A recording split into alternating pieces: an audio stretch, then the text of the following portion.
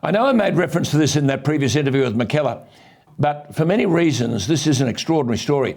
Rishi Sunak, at 42 years of age, who's been a member of the British Parliament for only 7 years, is now the Prime Minister designate. Now, he's not the Prime Minister yet. Liz Truss will today hold her final question time as Prime Minister. She'll then go to Buckingham Palace to offer her resignation to the King. Rishi Sunak will be summoned and he'll be sworn in as the new Prime Minister.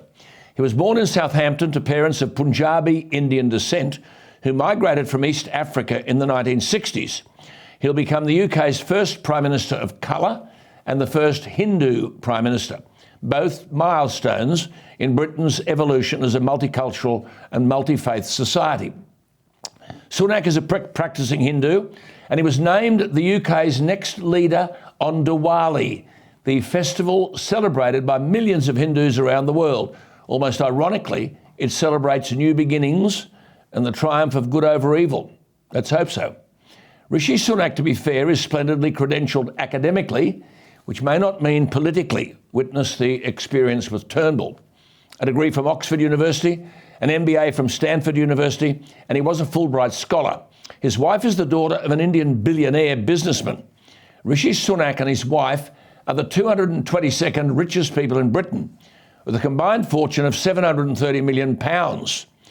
As I said, elected to the Commons in 2015, which I find amazing, succeeding a former leader, William Hague, in the Richmond electorate, way up in the north of England, North Yorkshire. However, he's been at the centre of the current crisis in the Conservative Party. As I said, a bit of the Malcolm Turnbull touch here, backstabbing. He had replaced Sajid Javid as Chancellor and then resigned, virtually stabbing Boris Johnson in the back, and the rest we know, chaos. He's now been elected unopposed, and as I said earlier, without a vote, single vote being cast by anybody, not in the Parliament and not in the party. He and Boris Johnson hadn't spoken since Sunak's resignation as Chancellor, but they met on Saturday night for 2.5 hours and failed to reach any agreement.